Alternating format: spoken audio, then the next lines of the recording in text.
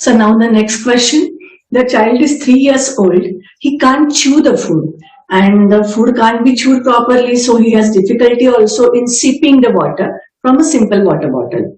So how to train him? I think this is a oromotor issue, sir. Yes. Now we have covered the first three problem, picky eater, problem eater, resistant eater. हमें अभी ये behaviors के चल रहा था. So we have covered the behavior part. Now we are covering the sensory part.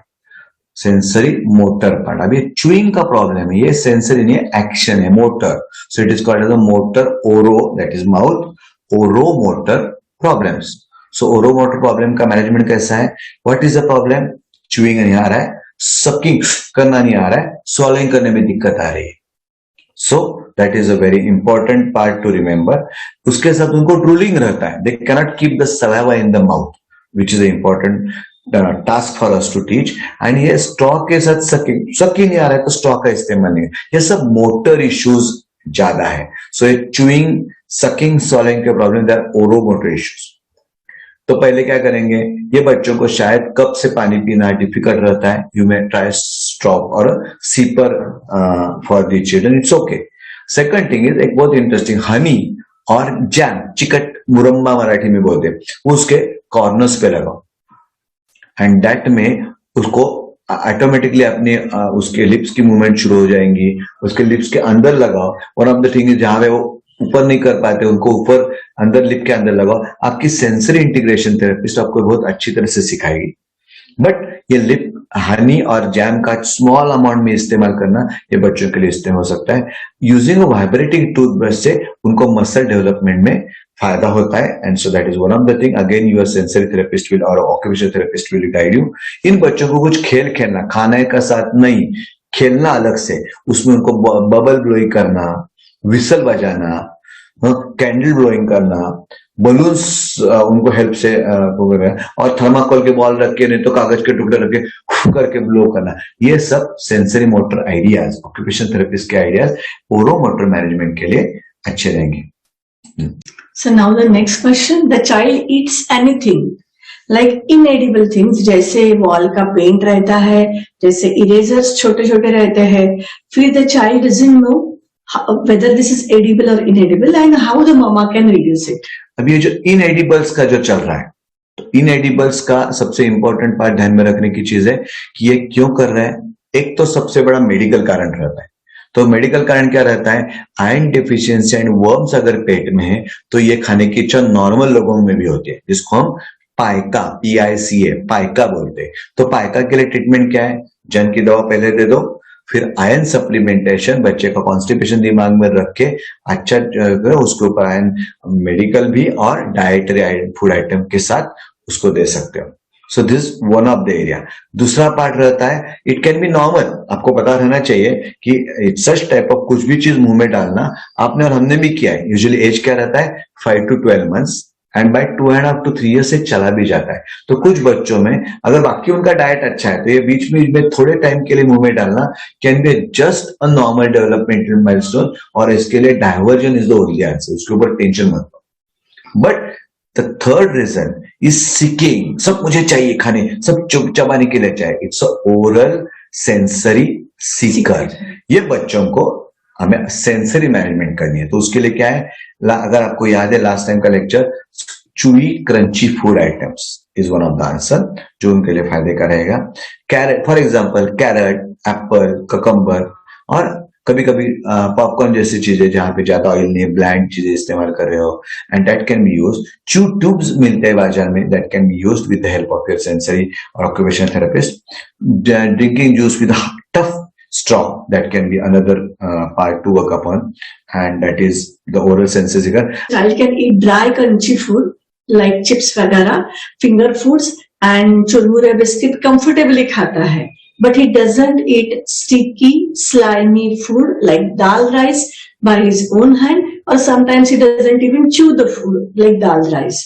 So how to tackle such a thing? अब ये उल्टा हो गया. पहले वाला बच्चा क्या कर रहा था, ही वांटेड एवरीथिंग, मुझे ये भी चाहिए, मुझे वो भी, जैसे मुझे चूसना है। Seeker. अब ये that ever Sikar, now this is oral sensory avoider, it doesn't want that. So this oral sensory avoider का टिपिकल क्या रहता है, उनको स्मेल अच्छा नहीं लगता, डिस्टर्ब हो जाते हैं। चुइंग उनको अच्छा लगता है, अवॉइड करते हैं, चुइंग मुंह में डालते ही नहीं, उनको सब ब्लैंड रहता है, टेस्ट थोड़ा स्पाइसी हो गया दिमाग खराब हो जाता है। So they avoid bland chewing, good right, bland food only. उनको कुछ फूड टेक्सचर स्लाइमी अच्छा नहीं लगता, चिपचिपा उनको अच्छा नहीं लगता, कभी कभी उसमें रफनेस वो भी कभी कभी अच्छा नहीं लगता। So this is the part which is worrisome about it. Then they avoid sticky food, उनके लिए पसंद नहीं रहता, एंड उनके लिए ऑब्वियसली उनको नया फूड भी अच्छा, अवॉइड, नया कुछ चेंज नहीं चाहिए। So that is typical avoider part. तो अवॉइडर्स के लिए क्या करना है, you have to try different textures. ऐसा कहां पे लिखा है कि हर टाइम स्टिकी फूड खाए तो ही अच्छा है? We can try something crunchy, something which is interesting to chew. So textures के बारे में खेलो, underline, let the child play with the food. उसके साथ उसके ड्रेस को लगा लो, चेहरे पे लगा लो, let the child make mess out of it. But ये मेस करते करते उनका अवॉइडेंस कम हो जाएगा। और बहुत उल्टा तरीका है, उनको किचन में अपने साथ ले लो, let the child be a part of the cooking process. शायद मैंने बनाया है, ये दिमाग में कहीं पे आता है, and then child tries that food on his own, and then the things work very good. हाँ, उसके लिए जो प्रेजेंटेशन है वो अलग तरह से किया, इंटरेस्टिंग पद्धति से किया, तो ये बहुत अच्छी तरह से ले सकता है। और उसके खाने के पहले late the child move him body.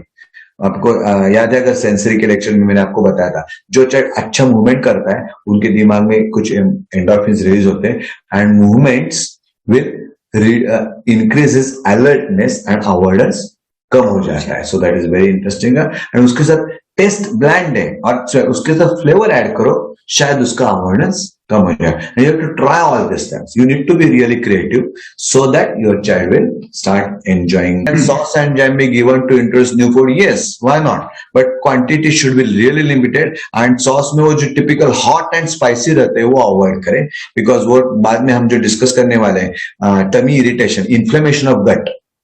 तो यू शुड बी केयरफुल। तो ऐसे वक्त पे घर पे सॉस बनाना मे बी गुड आइडिया, और जैम का शुगर के बारे में कंट्रोल रखना is a better idea to work upon.